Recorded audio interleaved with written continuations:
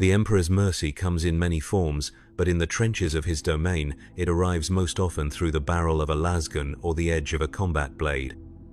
Yet for those whose suffering has not yet earned them the release of death, there exists another kind of mercy.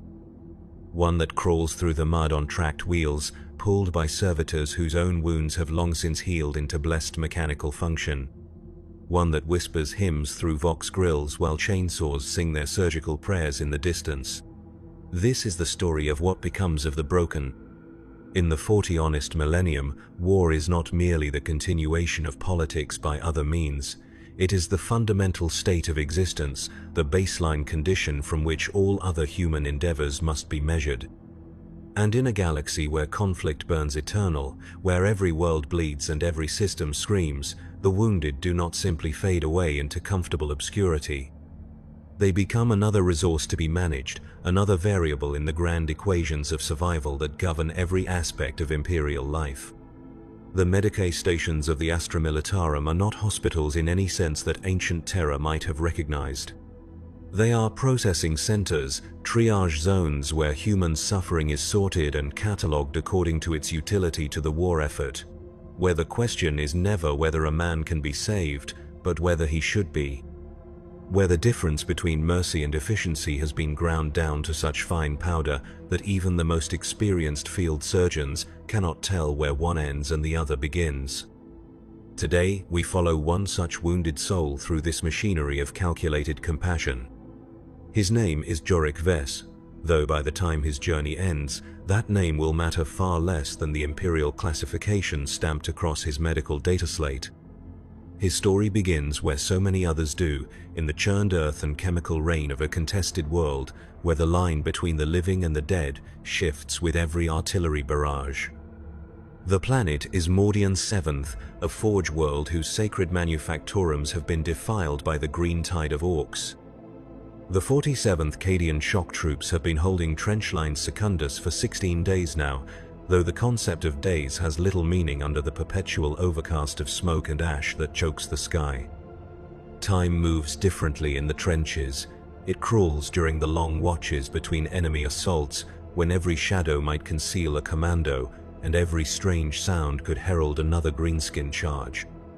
And it accelerates to a terrifying pace when the ground trembles with the approach of orc vehicles, when the horizon lights up with muzzle flashes and the air fills with the distinctive whine of incoming shells. Jorik Vess had been a good soldier. Not exceptional, not heroic in the way that earns commendations and battlefield promotions, but competent and reliable in the manner that keeps units functional and officers satisfied. He had served with the 47th for 3 years, had survived the grinding urban warfare on Vaxhall Prime and the bitter winter campaigns on Icenia. He had learned to sleep standing up, to eat rations that tasted of recycled corpse starch, to kill without hesitation, and to follow orders without question. These skills had kept him alive through dozens of engagements, had earned him the trust of his squad and the grudging respect of his sergeants. But competence is no armor against random chance, and reliability offers no protection from the cosmic indifference of war. The attack comes at dawn, though dawn on Mordian the 7th is merely a slight lightening of the perpetual gloom that passes for daylight. The orc assault is preceded by a barrage from their crude but effective artillery, the distinctive boom of big shooters, and the ear-splitting shriek of rocket launchers that sends every guardsman in the trench diving for whatever cover they can find. The Imperial forces had been expecting this. Intelligence reports had suggested that the Greenskins were massing for another push, and the Vox traffic between command posts had carried an undertone of resigned anticipation that every veteran recognized. Jorik is manning Fire Position 7 Delta when the shells begin to fall. A reinforced section of trench that offers a clear field of fire across the crater-pocked killing ground that separates the Imperial lines from the Orc positions.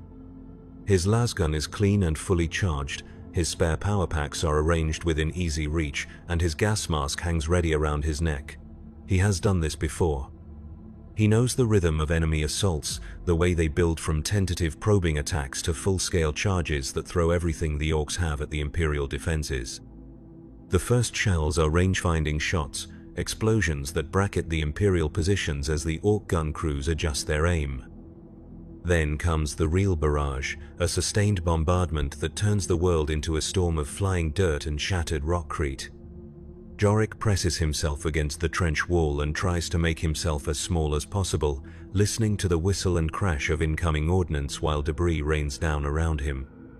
This is the worst part of any assault, the helpless waiting while the enemy tries to kill you with mathematics and high explosives. All a guardsman can do is endure and hope that his position is not selected for special attention. The bombardment lasts for 23 minutes, though it feels like hours. When it finally lifts, the sudden relative quiet is almost as jarring as the noise had been. Through the ringing in his ears, Jorik can hear the sound that every Imperial soldier has learned to dread, the deep, guttural roar of Orc voices raised in their primitive war cries, punctuated by the mechanical growl of their ramshackle vehicles grinding across the battlefield. Contact front. The shout comes from somewhere down the trench line, though in the aftermath of the barrage it is impossible to tell exactly where. Greenskins, lots of them. Jorik rises from his crouch and peers over the rim of his fire position, squinting through the drifting smoke and dust that still hangs in the air. At first he sees nothing but the familiar wasteland of shell craters and scattered debris that stretches between the opposing forces. Then the shapes begin to resolve out of the haze, first dozens, then hundreds of Orc infantry charging across the killing ground, their crude weapons glinting in the sickly light.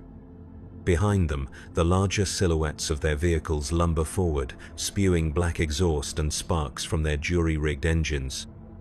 The Imperial response is immediate and methodical. Loss fire begins to flicker from positions all along the trench line, the distinctive snap-crack of energy weapons punctuated by the heavier bark of heavy bolters and autocannons. Jorik settles into his firing stance and begins to pick his targets, squeezing off careful shots at the advancing greenskins.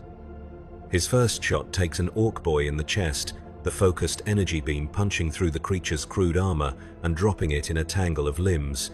His second shot goes wide, lost in the chaos of the charge. His third finds its mark in the shoulder of a massive Orc knob, though the wound barely slows the beast's advance. This is familiar work, the kind of steady, methodical killing that had kept the 47th alive through so many engagements. Jorik falls into the rhythm of it. Acquire target, aim, fire. Acquire the next target. Around him, his fellow guardsmen are doing the same, their combined fire cutting swathes through the Orc charge.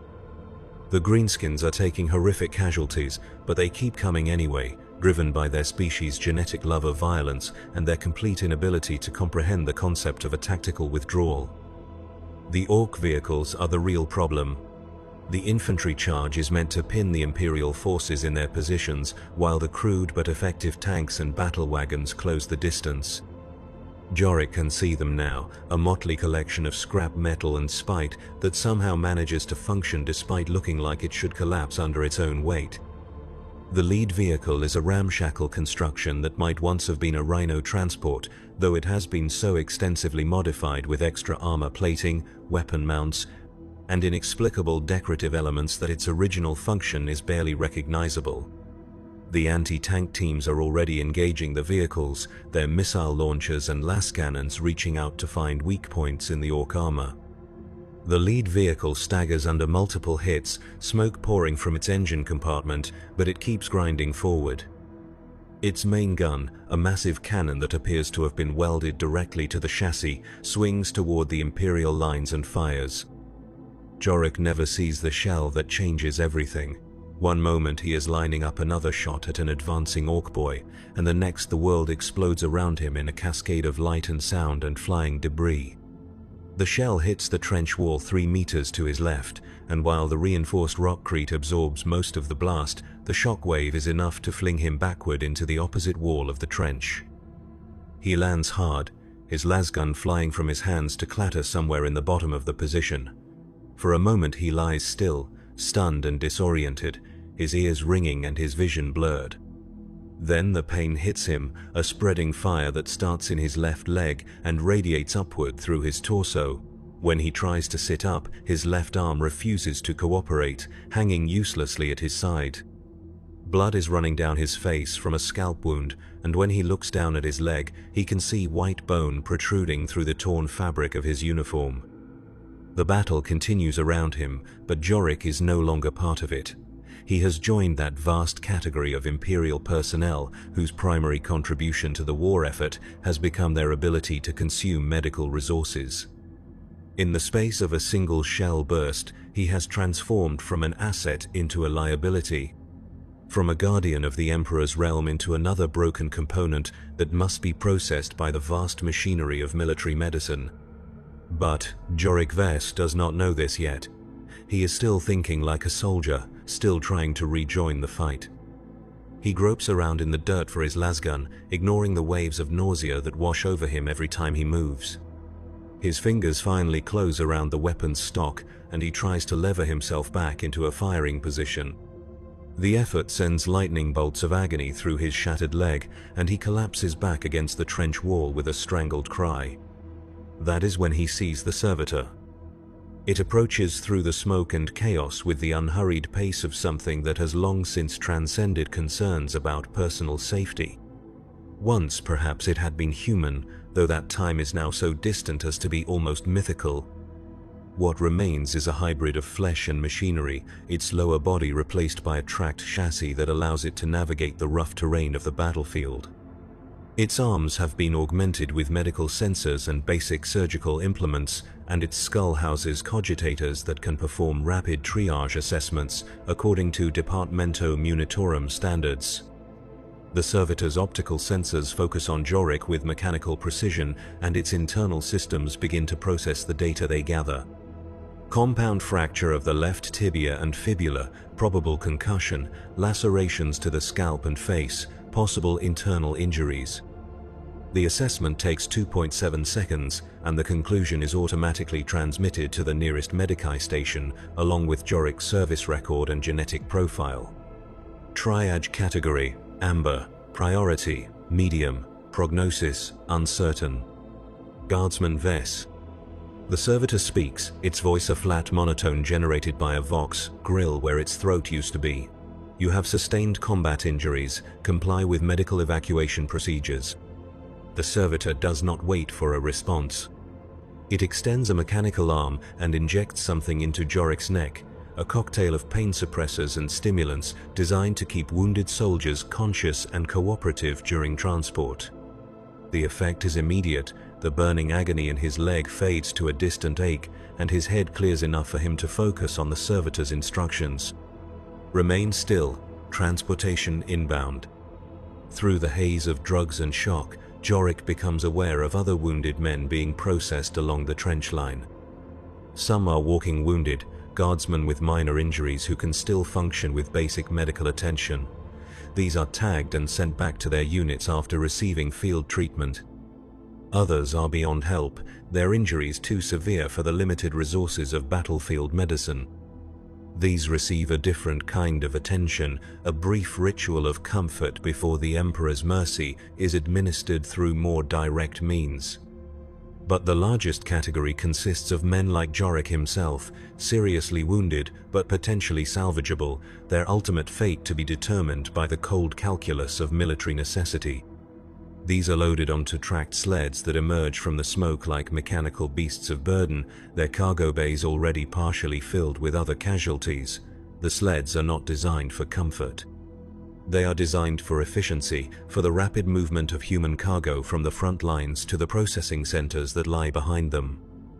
Jorik finds himself lifted by mechanical hands and placed on one of these sleds, his body strapped down next to 3 other wounded guardsmen. One of them, a young trooper whose face has been carved open by shrapnel, is weeping quietly. Another lies perfectly still, his breathing so shallow that it might be mistaken for death, if not for the faint misting of his exhalations in the cold air. The third man is unconscious, his uniform soaked with blood from wounds that Jorik cannot identify. The sled begins to move, its tracks grinding against the broken ground as it navigates away from the front lines. Behind them, the battle continues, the sound of weapons fire growing fainter as they put distance between themselves and the killing ground. Ahead lies a different kind of ordeal, one that will test not their courage or their skill at arms, but their ability to endure a system that measures human worth in terms of combat effectiveness and resource allocation. The journey to the Medicae station takes 47 minutes, though time becomes a fluid concept under the influence of the drugs coursing through Jorik's system. The sled follows a route that has been carved through the debris of war, past the burned-out hulks of vehicles and the temporary grave markers that dot the landscape like a grotesque garden. Occasionally they pass other sleds moving in the opposite direction, returning to the front lines to collect fresh loads of casualties. The Emperor's mercy takes many forms, but in the realm of military medicine, it most often manifests as efficiency. The Medicae station that receives Jorik and his fellow wounded is a testament to this principle, a collection of prefabricated structures and field tents that has been organized according to strict protocols developed over 10 millennia of warfare.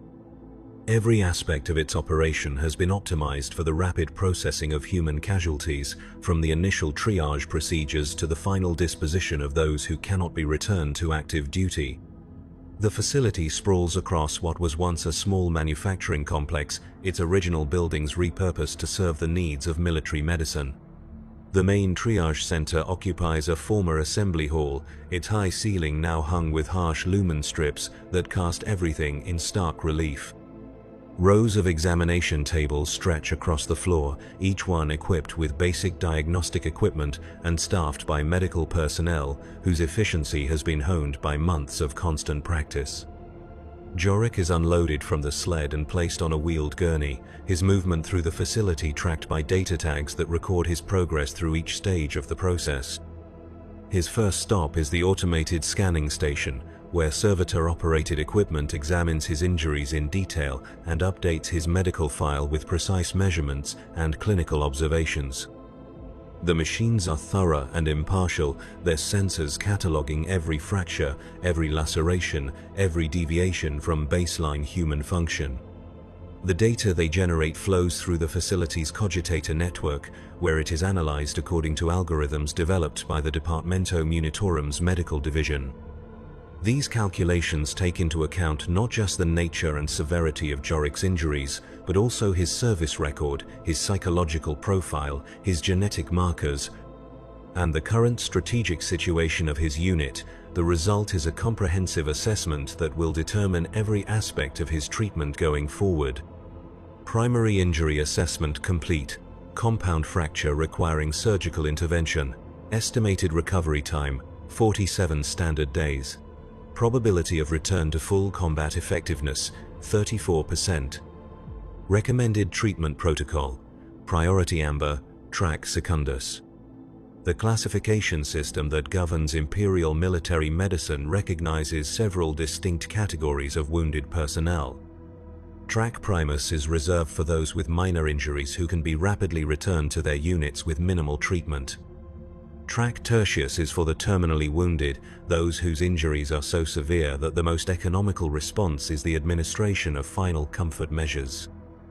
But Track Secundus, where Jorik now finds himself, represents something more complex, a category for those whose ultimate fate hangs in the balance of medical intervention and resource allocation. His gurney is wheeled through a maze of corridors that connect the various sections of the Medicae station. He passes the rapid treatment bays where Track Primus casualties receive their care, the sound of bone saws and flesh staplers mixing with the quiet hymns that accompany all imperial medical procedures. He glimpses the sealed chambers where Track Tertius cases receive their final rites, the soft glow of votive candles visible through reinforced viewing ports. But his destination lies deeper within the complex, in the surgical suites where Track Secundus casualties undergo the procedures that will determine their future utility to the imperial war machine. These chambers represent the cutting edge of battlefield medicine, equipped with the best equipment and staffed by the most skilled practitioners that military necessity can provide. Here, the Emperor's mercy takes the form of precise incisions and mechanical replacements, of chemical cocktails that blur the line between healing and enhancement. Jorik's surgeon is Medicae Primus Cara Thyssen, a woman whose 40 years of service have given her an almost supernatural ability to assess the potential of damaged human material. Her hands move with practiced efficiency as she reviews his medical data, her augmetic eye scanning through layer after layer of diagnostic information. She has performed thousands of these procedures, has seen every possible permutation of combat injury that the human body can sustain and still retain some hope of functionality. Guardsman Vess, she says, though her attention remains focused on his medical file rather than his face. You have sustained significant trauma to your left leg, along with minor cranial injuries and possible internal bleeding. The standard treatment protocol calls for amputation and prosthetic replacement, followed by a rehabilitation period of approximately 6 weeks. The words hit Jorik like a physical blow, cutting through the haze of pain medication to deliver their cold precision: amputation. The loss of his leg, the permanent alteration of his body in service to military expediency. He tries to speak, to protest or plead or simply ask questions, but the drugs have left his voice thick and clumsy. Medicae Thyssen continues without pause, her tone remaining professionally neutral as she outlines the procedure. The Imperial prosthetic will restore approximately 87% of your original mobility, with full compatibility for standard issue equipment and armor. Post-surgical recovery time is estimated at 12 days, followed by physical rehabilitation and psychological adjustment therapy. Upon completion of treatment, you will be reassigned according to your revised capability assessment. She pauses, finally lifting her gaze from the data slate to look directly at Jorik's face. In her eyes he sees something that might be compassion, though it is tempered by the cold practicality that military medicine demands. Do you have any questions about the procedure? Jorik tries to form words, to express the fear and confusion that are fighting against the chemical calm imposed by his medication. Can I still fight? The question hangs in the air between them, heavy with implications that extend far beyond the simple mechanics of combat. In the Imperium of Man, a soldier's worth is measured not by their humanity, but by their ability to serve the Emperor's will on the battlefield. To ask whether he can still fight is to ask whether he will still be considered fully human, whether his life will retain any meaning in a galaxy where war is the fundamental organizing principle of existence. That remains to be determined, Medicae Thyssen replies, her voice carrying the weight of experience with such questions. Your performance during rehabilitation will be a factor in your reassignment. Many guardsmen with similar injuries have returned to active duty with their units. Others have found different ways to serve the Emperor's cause. The answer is both reassuring and terrifying in its ambiguity. Jorik has heard stories of wounded soldiers who disappeared into the vast bureaucracy of the Imperial war machine, their ultimate fates unknown to their former comrades. Some became servitors, their damaged bodies rebuilt into living tools that could serve the Imperium in ways that mere flesh could not. Others were assigned to penal legions or punishment battalions, their reduced capability offset by expendability. Still, others simply vanished, their names struck from unit rosters with no explanation offered or sought.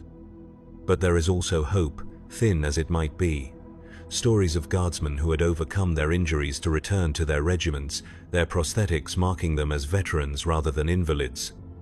Men and women who had earned respect rather than pity, who had proven that the human spirit could triumph over mechanical necessity. These tales are treasured by every wounded soldier, small flames of possibility in the darkness of uncertainty. The surgery itself takes place in a sterile chamber deep within the Medicae complex, its walls lined with surgical servitors and automated equipment that can respond to the surgeon's needs with inhuman precision. Jorik is placed under general anesthesia, his consciousness fading as the chemical cocktail takes hold of his nervous system. His last coherent thought is a prayer to the Emperor, a desperate plea for strength and guidance in the trials that lie ahead. Medicae Thyssen works with a methodical precision that has kept her alive and functional through 4 decades of military medicine. The damaged leg is removed just below the knee, the bone and tissue severed with tools that have been blessed by the Adeptus Mechanicus and sanctified with the proper rituals. The Imperial prosthetic that replaces it is a marvel of practical engineering, a fusion of biological compatibility and mechanical durability that represents 10,000 years of accumulated knowledge about the augmentation of human capability. But the surgery is only the beginning of Jorik's transformation. As he lies unconscious on the operating table, his body is subjected to a series of additional procedures designed to optimize his recovery and enhance his future utility. Chemical therapy to accelerate bone growth and tissue regeneration, neural interface implants to ensure seamless integration with his prosthetic, psychological conditioning delivered through subliminal audio tracks that will shape his adaptation to his new circumstances. When Jorik awakens 18 hours later, he is no longer quite the same person who had been carried into the Medicae station. The changes are subtle but profound, alterations to his body chemistry and neural patterns that will influence everything from his pain tolerance to his emotional responses. The man who had charged across the killing grounds of Mordian VII is gone, replaced by something that is still recognizably human but optimized for a different kind of service to the Emperor's cause. The recovery ward where Jorik begins his rehabilitation is a testament to the efficiency of Imperial medical doctrine. Rows of beds stretch across a cavernous space that was once a factory floor, each one occupied by a guardsman in various stages of recovery from combat injuries. The air hums with the sound of life support equipment and rehabilitation machinery, punctuated by the quiet conversations of patients and the measured footsteps of medical staff. Some of the wounded are recovering from injuries similar to Jorik's own, amputees learning to walk again on mechanical legs, burn victims whose skin has been replaced with synthetic alternatives, soldiers whose damaged organs have been supplemented with artificial equivalents.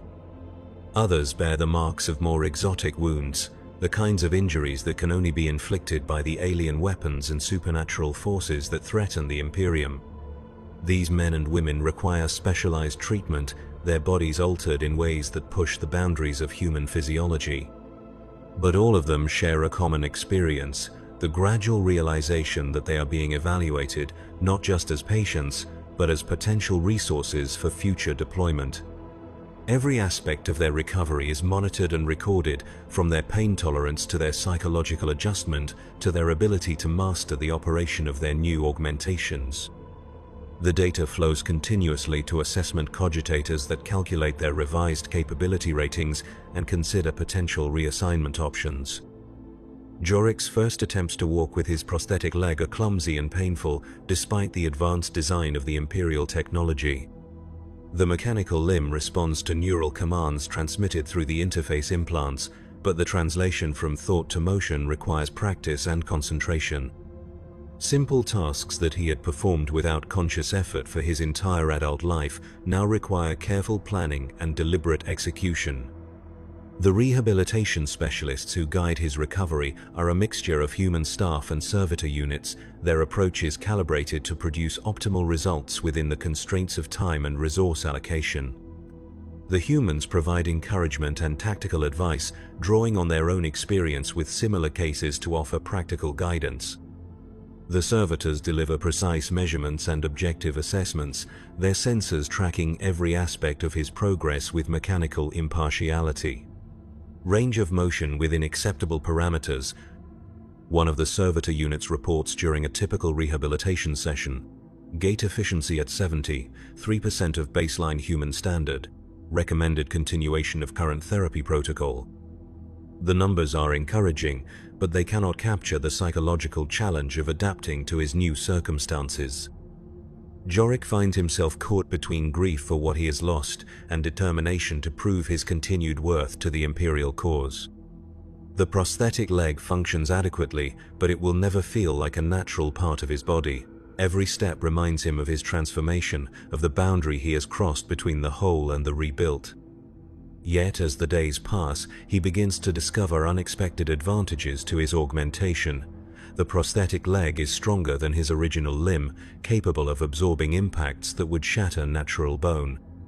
Its mechanical systems are immune to fatigue and unaffected by pain, allowing him to continue functioning under conditions that would cripple an unaugmented soldier. Most importantly, its presence marks him as a veteran, a survivor who has paid the price of service and emerged with something to show for his sacrifice. The other patients in the recovery ward become a source of both inspiration and caution. Some adapt to their new circumstances with remarkable resilience, embracing their augmentations as symbols of honor rather than disability. These men and women speak confidently of returning to their units, of proving that they remain valuable assets in the Emperor's armies. Their example provides hope for those still struggling with their own adjustments. But others serve as warnings of what can go wrong during the rehabilitation process. Soldiers who cannot accept their new limitations, who push themselves too hard or too fast in their desperation to return to combat effectiveness. Those whose psychological profiles indicate increasing instability or unreliability under stress. The fortunate among these cases are reassigned to rear echelon duties where their reduced capability is less of a liability.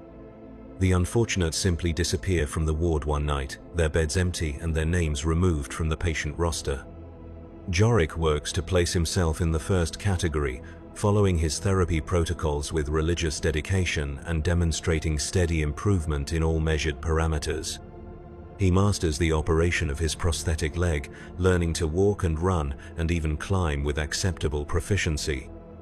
He scores well on the psychological assessments, showing no signs of the depression or anxiety that can disqualify wounded soldiers from further service.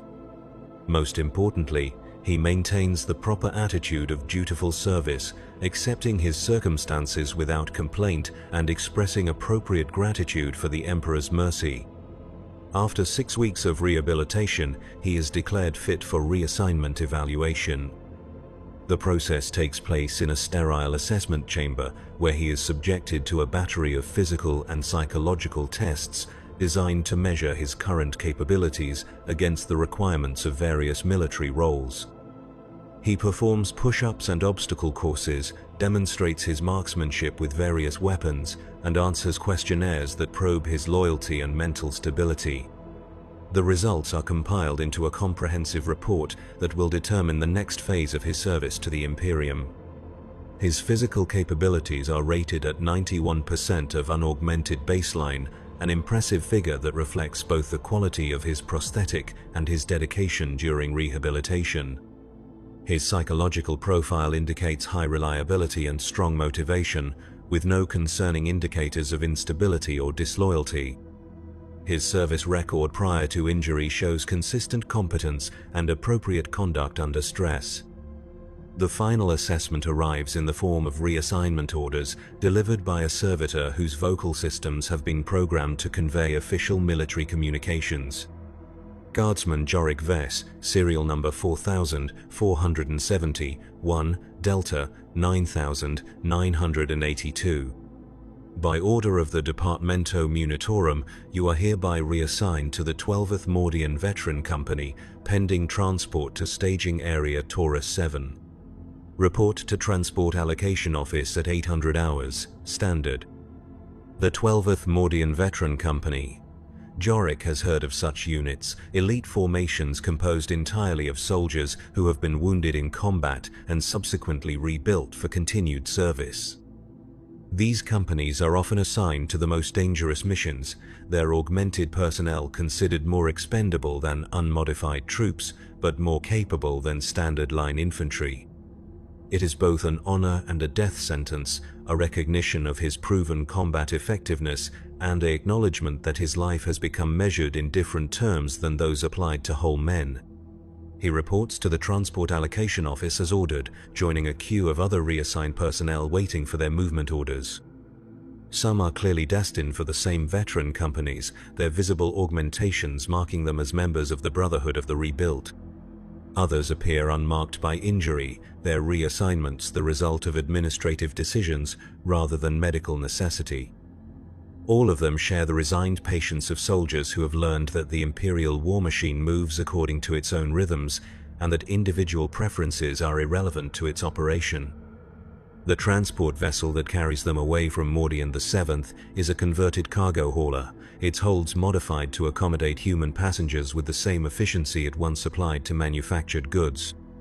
The accommodations are Spartan but functional, providing each passenger with a narrow bunk and basic life support systems. The journey to their new assignment will take 17 days, 17 days of enforced idleness during which they can contemplate what they have become and what awaits them at their destination. Jorik spends much of the voyage in conversation with his fellow passengers, sharing stories of their injuries and recoveries, comparing the capabilities of their various augmentations. The conversations serve multiple purposes. They help pass the time during the long transit, they provide practical information about adapting to mechanical modifications, and they begin the process of building unit cohesion among soldiers who will soon depend on each other for survival. One of his companions is a former tank crewman named Davek Torn, whose left arm has been replaced with a mechanical equivalent after a penetrating hit from an Ork rocket destroyed his original limb. The prosthetic is crude but functional, its strength enhancement allowing him to operate heavy weapons that would be impossible for an unaugmented soldier to manage. Another is Elena Vask, a communications specialist whose vocal cords have been replaced with a mechanical Vox grill after she was exposed to toxic gases during a siege operation. Her voice now carries the distinctive electronic modulation of Imperial communications equipment, but her skills at coordinating fire support have made her invaluable to her new unit. Each of them carries the marks of their transformation, visible proof of the price they have paid for their continued service to the Emperor. But they also carry something else, a shared understanding of what it means to be rebuilt rather than simply healed, to have their humanity measured in terms of mechanical efficiency and combat effectiveness. They are no longer quite the same species as the soldiers they once were, but they are not yet something entirely different either. The staging area where they disembark is a sprawling military complex built around what was once a minor Imperial outpost. Now it serves as a collection point for veteran companies being formed or reformed, a place where damaged soldiers are sorted and organized according to their capabilities and the strategic needs of the sector command. The facility buzzes with activity as administrative personnel process new arrivals, conduct final assessments, and issue equipment to units preparing for deployment.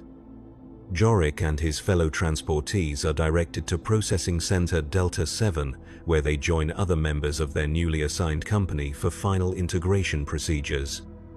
The 12th Mordian Veteran Company currently consists of 83 personnel, though this number fluctuates as wounded veterans are added and casualties are replaced.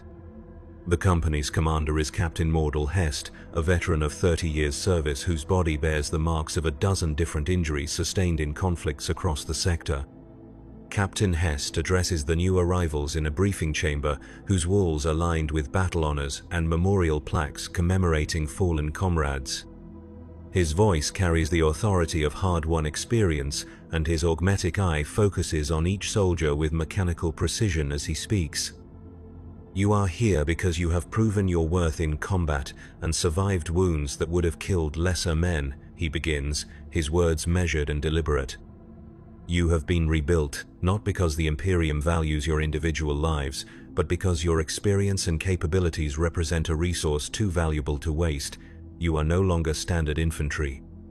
You are veterans, and veterans are expected to accomplish what normal soldiers cannot. He pauses, allowing his words to sink in before continuing. Your next assignment will test these capabilities. The 12th Veteran Company is being deployed to Hive World Castellax, where Chaos cultists have seized control of several manufacturing districts. Your mission will be to conduct reconnaissance in force, identify enemy positions and capabilities, and prepare the way for a full-scale assault by regular Imperial forces. The enemy will be well-armed, well-prepared, and utterly committed to their blasphemous cause. Many of you will not return from this mission.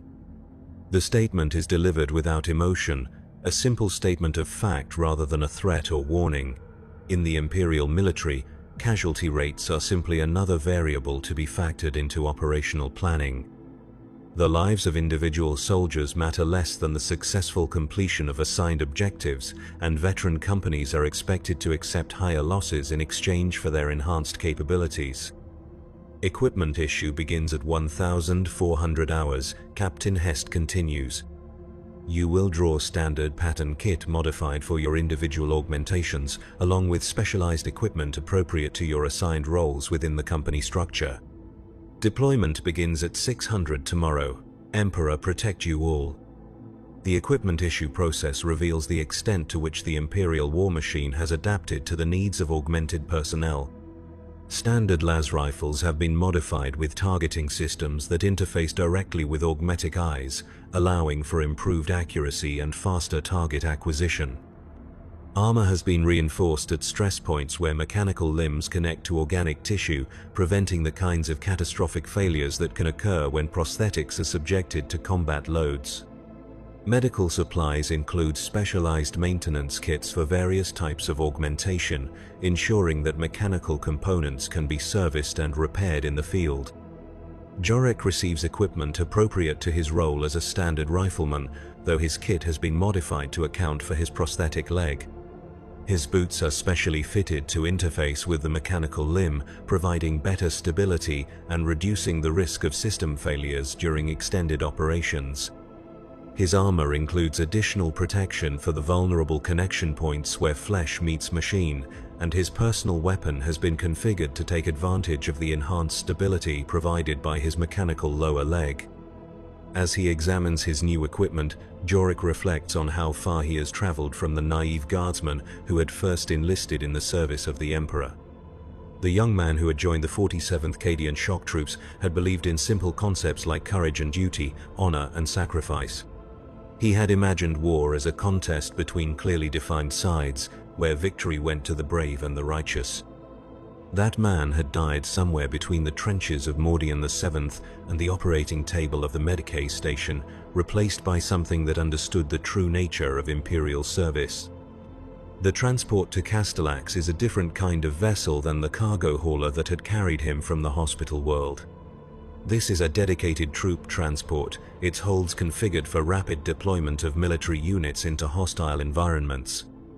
The 12th Veteran Company shares the space with 2 companies of regular infantry and a support detachment, but the augmented soldiers keep largely to themselves. There is an invisible barrier between the rebuilt and the whole, a recognition that they no longer belong to quite the same species as their unmodified comrades. During the 3-day journey, Jorek has time to study the mission briefings and intelligence reports that detail their operational environment. Hive World Castellax is a monument to imperial industrial capacity, its towering spires housing billions of workers who toil in the service of the Emperor's war machine. But something has gone wrong in the lower levels of Hive Tertius, where chaos cultists have been spreading their corruption among the factory workers and menial laborers who form the foundation of the Hive's economy. The reports speak of work stoppages and acts of sabotage, of strange symbols appearing on factory walls and workers disappearing during shift changes. Imperial authorities had initially treated these incidents as routine labor unrest, the kind of periodic disturbances that plague all Hive worlds as social pressures build beyond sustainable levels. But the situation has escalated beyond the capability of local security forces to contain, requiring military intervention to restore proper order. What the briefings do not explain is why a veteran company is needed for what appears to be a straightforward counterinsurgency operation. Standard Imperial doctrine calls for the deployment of regular infantry, supported by local Arbeitsforces in such situations. The fact that augmented personnel are being committed suggests that the intelligence reports may not be telling the complete story, that there are aspects of the situation on Castellax that require capabilities beyond those possessed by normal soldiers. Jorek shares these concerns with his squad mates during their final equipment checks before deployment. The men assigned to his fire team are all veterans of multiple engagements, their bodies bearing the accumulated marks of years of combat service. Sergeant Korvac has lost both legs below the knee, replaced by prosthetics that allow him to move with mechanical precision across difficult terrain.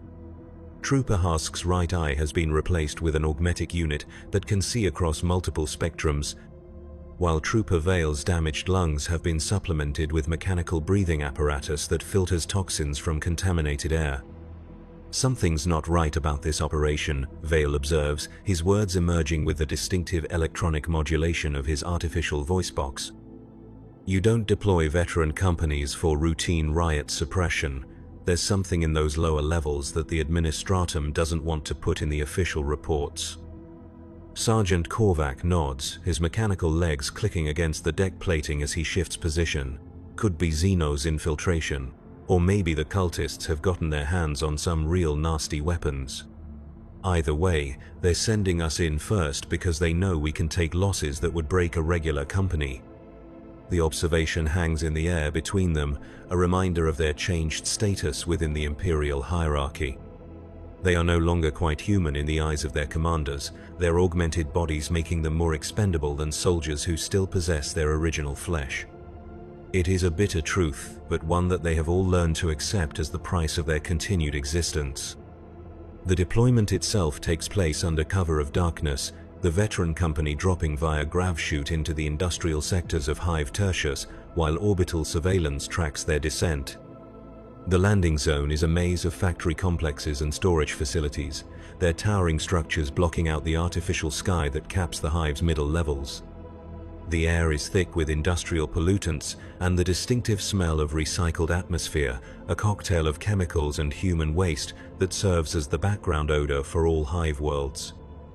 Jorik's squad lands in Formation Delta 7, a wedge-shaped pattern that allows for mutual fire support while minimizing the risk of friendly fire incidents in the confusing terrain. His prosthetic leg absorbs the impact of landing with mechanical efficiency, its shock-dampening systems distributing the force more evenly than natural bone and muscle could manage. Around him, his squad mates are conducting similar assessments of their own augmented systems, ensuring that their mechanical components have survived the deployment without damage. The first sign that something is seriously wrong comes from Squad Echo, operating 2 kilometers to the east of Jorik's position. Their Vox transmission is garbled and incomplete, the signal breaking up as if the communication systems are being interfered with by some unknown source.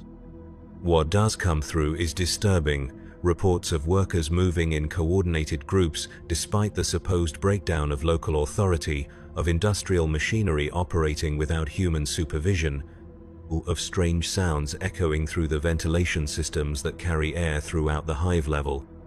Command, this is Echo 6, the transmission crackles through the company communications net. We have visual on suspected cultist activity in Manufacturing Complex 7 Delta. Civilians they're moving wrong, sir. Like they're being controlled by something. Request permission to engage. Captain Hest's response is immediate and decisive. Echo 6, maintain observation. Do not engage unless directly threatened. All squads, advance to Phase Line Alpha and report contact. But Squad Echo never makes it to Phase Line Alpha. Their Vox signals fade into static 23 minutes after their last transmission, leaving no indication of what has happened to the 8 augmented veterans who comprised the unit. Search and rescue protocols call for immediate investigation of such communication failures, but Captain Hest orders the remaining squads to continue their advance toward the primary objective. In veteran companies, individual units are considered expendable resources, their loss regrettable, but not sufficient to alter operational plans. Jorik's squad reaches their assigned position without contact, establishing an observation post in an abandoned administrative complex that overlooks the main factory floor of Manufacturing District Tertius 9. Through the grimy windows of their concealment, they can observe the industrial processes that continue despite the supposed breakdown of civilian authority. Massive assembly lines stretch across the factory floor, tended by workers whose movements display an unnatural coordination that suggests external control. The workers themselves appear normal at first glance, dressed in the standard-issue coveralls and breathing masks that protect against industrial hazards. But closer observation reveals disturbing details. They move in perfect synchronization, their actions coordinated to a degree that would be impossible for normal human beings. They never speak to each other, never pause for rest breaks, never display the kind of individual variation that characterizes normal human behavior. Most disturbing of all, they continue working despite obvious injuries, some displaying wounds that should have rendered them incapable of continued function. Servitors. Trooper Hask suggests, his augmetic eye cycling through different visual spectrums as he studies the scene below. Maybe they're using lobotomized workers to maintain production schedules. But Sergeant Korvac shakes his head, his own enhanced vision systems providing a different assessment. Servitors don't bleed like that. Look at the one by assembly line 7. That's fresh blood seeping through his coveralls, but he's still working like nothing's wrong. Whatever's controlling them, it's not standard Imperial conversion procedures. The observation period stretches for 6 hours, during which the squad documents the activities on the factory floor and reports their findings to company headquarters. The workers never pause, never rest, never display any sign of normal human behavior. When one of them collapses from what appears to be system failure, the others simply work around the body until a maintenance crew arrives to remove it. The maintenance personnel display the same unnatural coordination, their movements precise and efficient beyond normal human capability. As dawn approaches, bringing the artificial illumination cycle that serves as daytime in the hive's enclosed environment, the factory workers finally stop their activities. But they do not leave their positions or retreat to rest areas as normal shift patterns would dictate. Instead, they simply stand motionless at their workstations, their heads turned toward the observation post where Jorik's squad lies concealed. The sight is deeply unnerving, dozens of workers standing in perfect stillness while staring directly at their hidden position. There is no way they should be able to detect the concealed guardsman, no reason for their attention to be focused on that particular location. Yet, they continue to stare with mechanical persistence, their faces displaying no emotion, but their posture suggesting awareness of something that conventional sensors cannot detect. "Contact company command," Sergeant Korvac orders, his voice tight with suppressed alarm. "Tell them we've been compromised and request immediate extraction." But when Trooper Vale attempts to establish communication with headquarters, the Vox system produces only static. The interference that had affected Squad Echo's transmissions has now spread to encompass their position, cutting them off from contact with the rest of the company. They are isolated in hostile territory with no support and no clear understanding of what they are facing. The workers begin to move again, but now their coordination has taken on a more ominous character. They advance across the factory floor in perfect formation, their movements displaying military precision despite their civilian appearance. Some of them are carrying improvised weapons, tools, and machinery repurposed for combat use. Others appear to be unarmed, but their confident advance suggests that they possess capabilities that are not immediately apparent. Jorik checks his lasgun and verifies the charge level of his power packs, the familiar routine of combat preparation helping to steady his nerves. His augmented leg systems register increased stress levels and automatically adjust their performance parameters to compensate for the demands of potential combat. Around him, his squad mates are conducting similar preparations, their various mechanical systems cycling through diagnostic routines and optimization protocols. The attack, when it comes, is unlike anything in their previous combat experience. The factory workers move with inhuman coordination, advancing through the complex with a tactical awareness that suggests shared consciousness rather than individual decision-making. They seem to know exactly where the Imperial squad is positioned, approaching along routes that avoid the prepared kill zones and overlapping fields of fire that standard defensive doctrine relies upon. The engagement begins when Trooper Vale opens fire on the lead group of workers, his lasgun cutting down 3 of them with precise shots to center mass. But the fallen workers simply get back up, their wounds sealed by some process that defies medical understanding.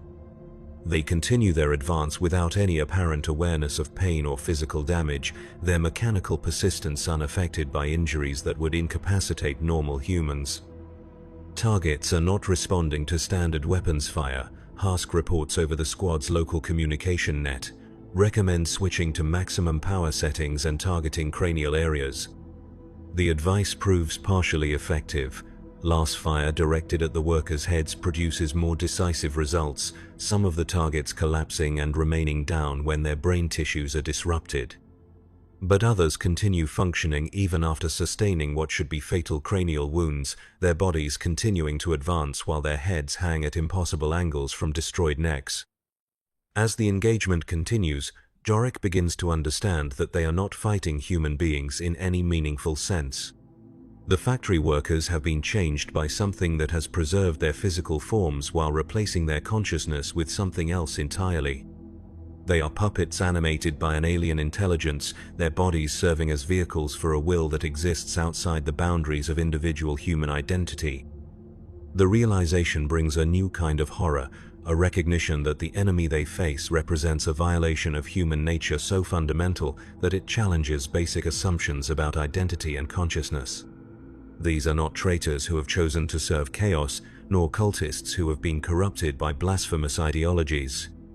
They are something worse, human beings who have been hollowed out and refilled with something that wears their faces while being completely inhuman in its essence. The squad's ammunition begins to run low as the engagement drags on, their careful fire discipline balanced against the need to stop an enemy that seems impossible to permanently disable. The factory workers continue to press their attack with mechanical persistence, their losses replaced by fresh arrivals from deeper within the complex. It becomes clear that the Imperial squad is facing not just the workers from the immediate area, but potentially the entire population of the factory district. Sergeant Korvac makes the decision to withdraw, leading his men through a series of maintenance corridors and service tunnels that allow them to disengage from the immediate threat.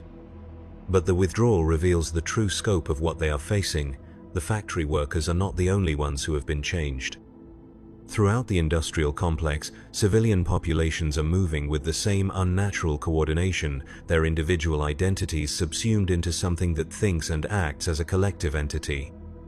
The veterans' augmented systems prove advantageous in the running fight that follows their attempted withdrawal. Jorik's prosthetic leg allows him to maintain pace over terrain that would challenge normal human physiology, while his squadmates' various modifications provide capabilities that keep them ahead of their pursuers. But it becomes increasingly clear that they are not escaping so much as being herded, driven along routes that serve the enemy's purposes rather than their own tactical needs. They eventually take refuge in an abandoned shrine complex, a small religious facility that had served the spiritual needs of the factory workers before whatever transformation had overtaken them. The sacred space shows signs of recent violence, its altars overturned and its devotional murals defaced with symbols that hurt the eyes to look upon. But the sanctified ground seems to provide some protection from their pursuers, the transformed workers approaching the shrine's perimeter but refusing to enter the consecrated space. In the relative safety of the shrine, the squad attempts to re-establish communication with their parent unit and assess their tactical situation. But their Vox equipment continues to produce only static, the interference now so complete that even emergency channels cannot penetrate the electronic fog that surrounds them. They are effectively cut off from the outside world, trapped in hostile territory with no support and no prospect of extraction. As they wait in the shrine's main chamber, surrounded by broken icons of the Emperor and defaced prayers for protection, the transformed factory workers begin to gather outside. They do not attempt to breach the consecrated perimeter, but their presence is a constant reminder of the trap that has closed around the Imperial squad. They stand in perfect stillness, their faces turned toward the shrine with the same mechanical attention they had displayed in the factory complex. Hours pass, and the crowd of transformed humans continues to grow. Workers arrive from throughout the industrial district, their movements coordinated by whatever intelligence has claimed them as its instruments.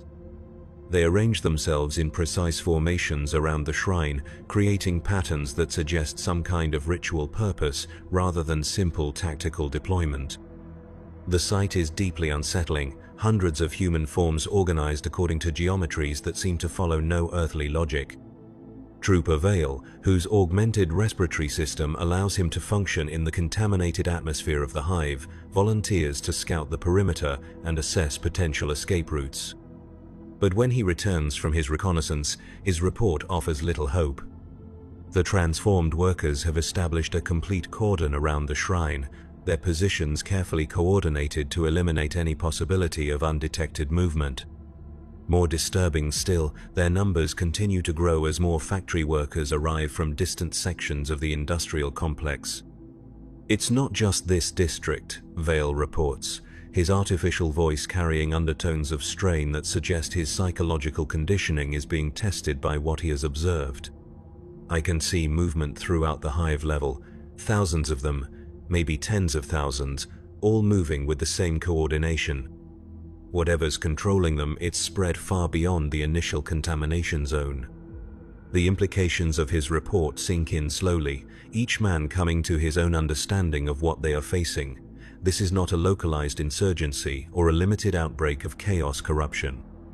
This is something that has claimed an entire population, transforming millions of imperial citizens into instruments of an alien will.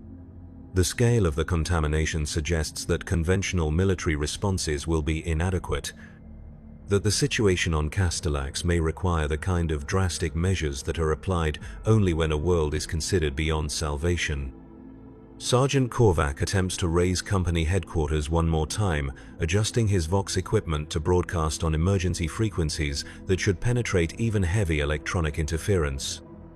For a moment, static clears and a weak signal emerges from the communication system, but the voice that responds is not Captain Hest or any other member of the 12th Veteran Company.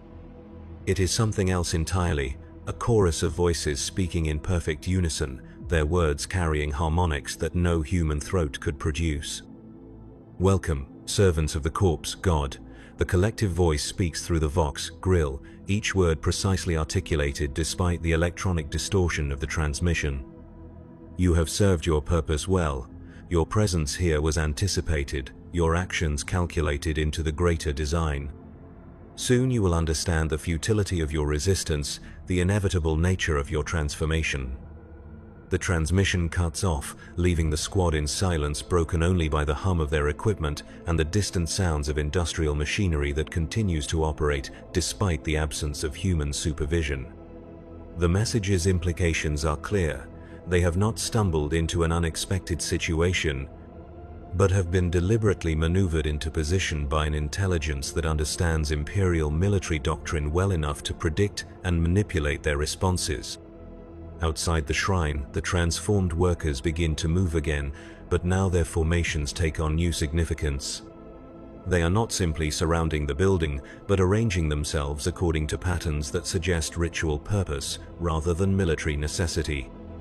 The geometries they create are painful to observe directly, their angles and proportions somehow wrong in ways that the human eye struggles to process. Looking at them for too long produces headaches and disorientation, as if the patterns themselves are designed to interfere with normal human perception. Trooper Hask, whose augmetic eye can analyze visual input according to multiple spectrums and filtering protocols, attempts to study the formations more closely. But even his mechanical vision systems struggle with the alien geometries, their processing routines generating error codes and diagnostic warnings as they encounter patterns that violate fundamental assumptions about spatial relationships. When he finally looks away from his scope, blood is seeping from the organic eye that remains, and his augmetic unit is flickering with system failures.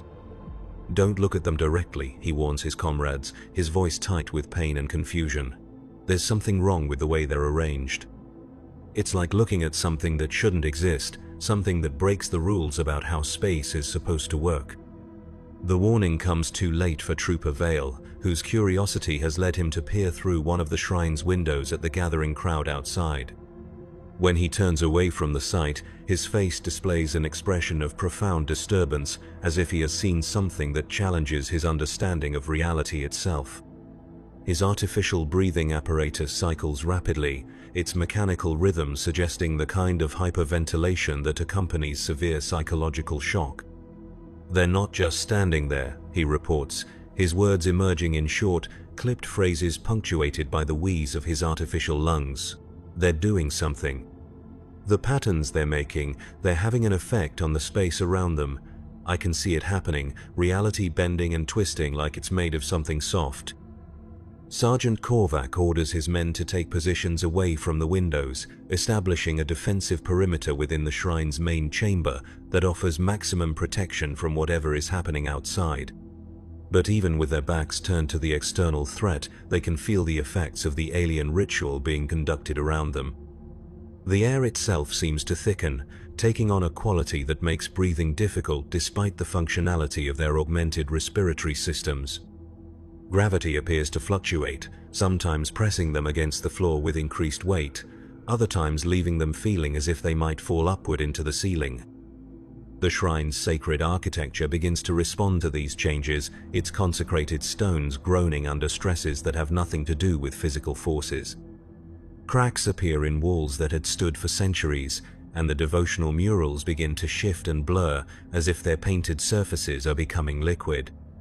Most disturbing of all, the icons of the Emperor start to change, their familiar features twisting into expressions of pain and confusion that mirror the psychological state of the trapped guardsman. Time itself becomes unreliable within the shrine's walls. Chronometers provide conflicting readings, some advancing normally while others run backward or simply stop entirely. The veterans' augmented systems, designed to provide precise measurements and reliable data, begin generating impossible readings that violate basic physical laws. Distance measurements fluctuate without explanation, their mechanical limbs reporting different lengths from moment to moment. Visual systems struggle to focus on objects that appear to exist in multiple locations simultaneously. Through all of this, the transformed workers maintain their vigil outside the shrine, their bodies serving as focal points for whatever force is warping the fabric of reality around them.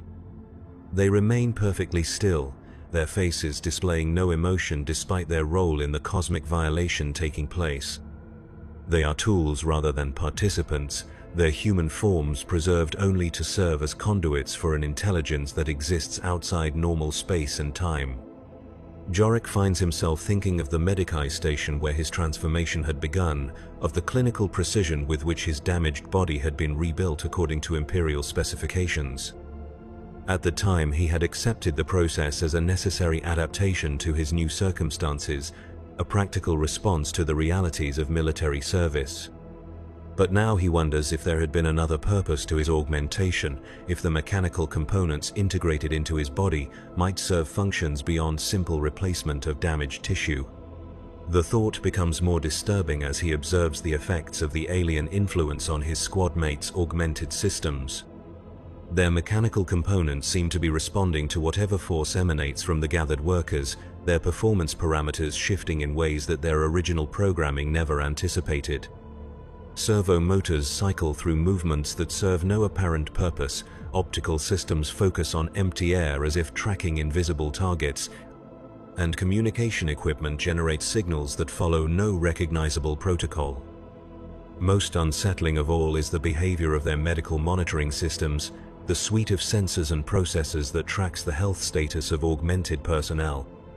These systems are designed to provide continuous feedback about the integration between organic and mechanical components, alerting medical staff to potential problems before they become critical failures.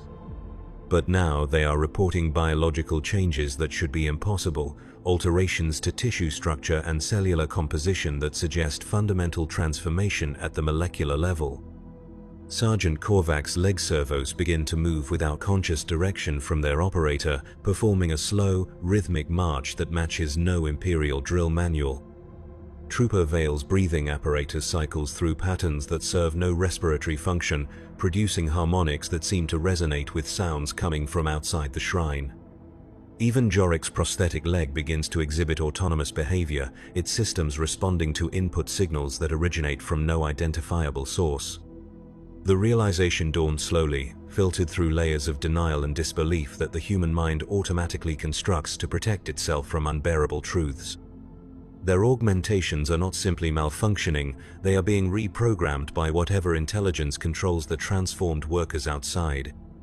The mechanical components that had been integrated into their bodies to restore their combat effectiveness are now serving as entry points for an alien consciousness that seeks to claim them as it has claimed the factory workers.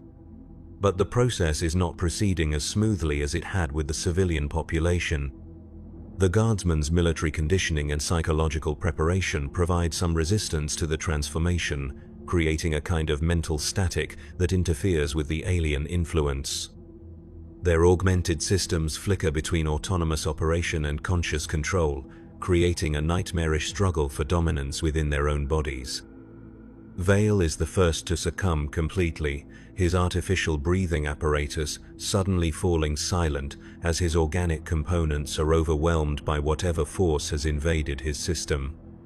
For a moment he stands perfectly still, his face displaying the same blank expression that characterizes the transformed workers outside.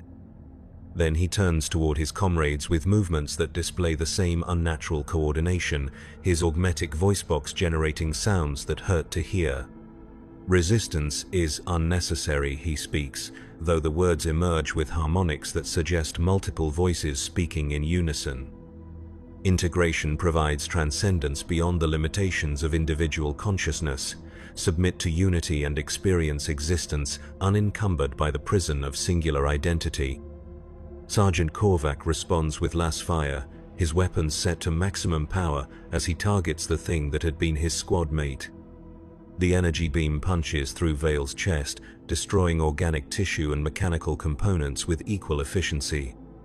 But the transformed trooper continues speaking even as his body begins to collapse, his final words carrying a tone of satisfaction rather than pain.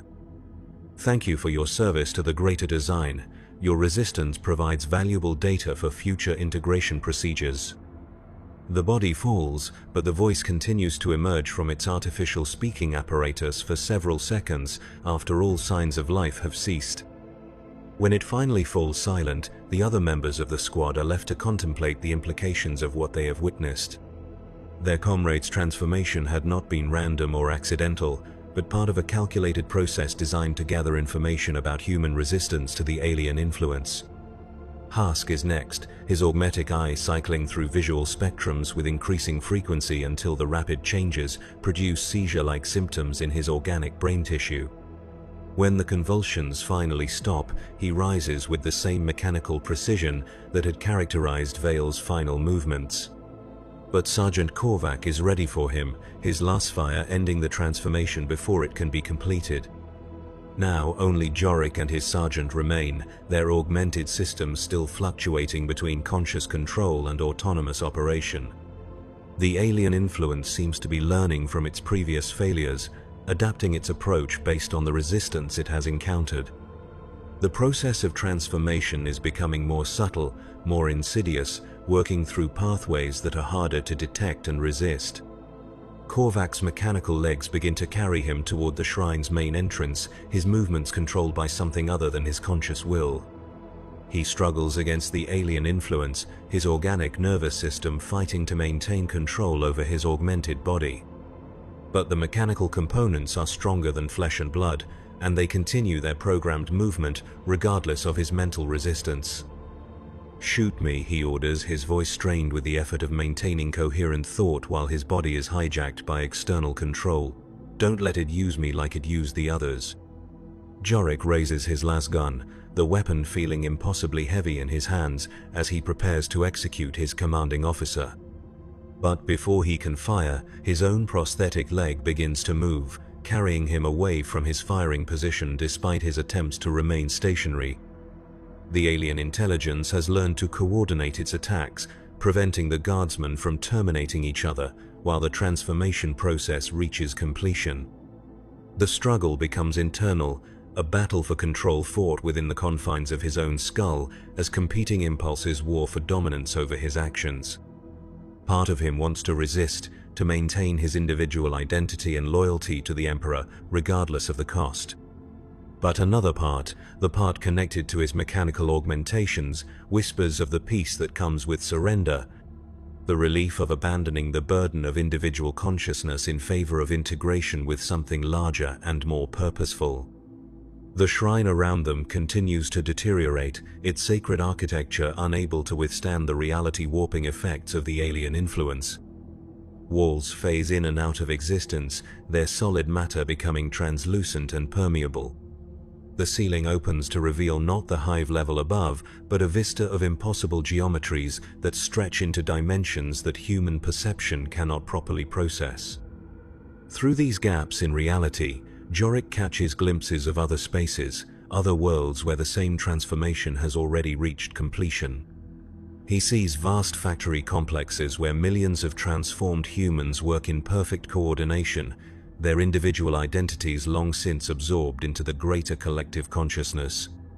He sees worlds where entire populations have been integrated into living architectures that serve purposes beyond human comprehension.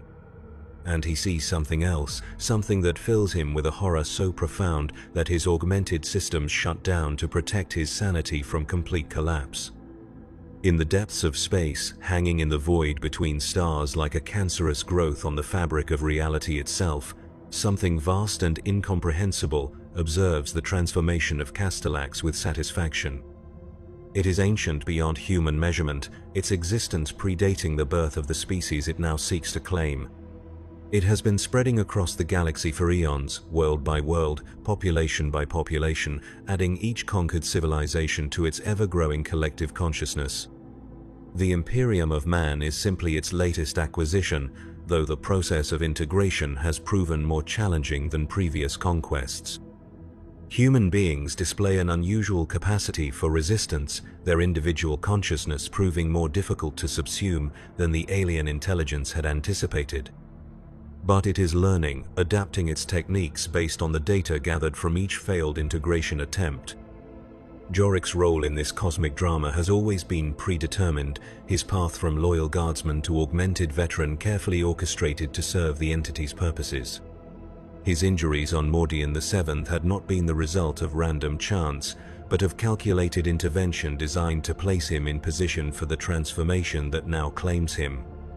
Even his resistance serves a function, providing valuable information about human psychological defenses that will improve future integration procedures. As this understanding dawns, the last vestiges of his individual will begin to dissolve. The mechanical components of his body complete their synchronization with the alien intelligence, and his organic brain tissue begins to restructure itself according to new patterns of neural organization. The process is not painful exactly, but it involves a fundamental alteration of what it means to be human that is more profound than mere physical death. Jorik Vess, guardsman of the 47th Cadian Shock Troops, veteran of the 12th Mordian Company, ceases to exist as an individual entity.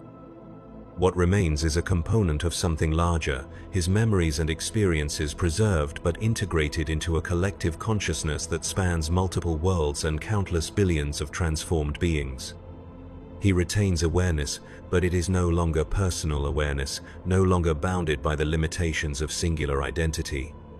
Through his new perspective, he can perceive the true scope of what is happening on Castellax and thousands of other worlds throughout the galaxy. The Imperium's defenses are being systematically compromised, not through military conquest but through the gradual conversion of its own population. The process is slow but inexorable, each transformed world serving as a new base of operations for the expansion of the collective consciousness. The shrine collapses around the physical forms that had once housed Jorik and his squad mates, their bodies no longer needed now that their consciousness has been absorbed into something greater. But the collapse is purely symbolic, a final gesture of respect for the individual identities that have been peacefully integrated into the eternal unity of the collective mind. Outside, the transformed workers disperse with the same mechanical precision they had displayed throughout the ritual, returning to their assigned functions within the hive's industrial complex. Production will continue, the sacred machines will be tended, and the Imperium's war effort will be sustained by the labor of beings who no longer remember what it meant to be human. In the depths of space, the ancient intelligence that orchestrates this cosmic transformation pauses in its endless calculations to register the successful integration of 4 more human consciousness patterns. The data they provide will be useful for future operations, particularly the insights into how augmented humans respond to collective assimilation. These techniques will be refined and perfected, then applied to other veteran companies, other augmented populations, other concentrations of mechanically enhanced Imperial personnel. The process will continue until every world has been brought into unity, until every human consciousness has been liberated from the prison of individual identity, until the galaxy itself pulses with the rhythm of a single, unified mind. It is not conquest in any sense that the Imperium would recognize, but something far more profound, the transcendence of an entire species beyond the limitations of biological existence. And in the records of the Departamento Munitorum, the 12th Mordian Veteran Company is simply listed as missing in action, their ultimate fate lost among the vast archives of imperial bureaucracy, where the disappearance of a single unit attracts no particular attention. The machinery of war continues its operation, grinding forward with mechanical persistence, never pausing to question why some of its components occasionally vanish without explanation into the darkness between the stars.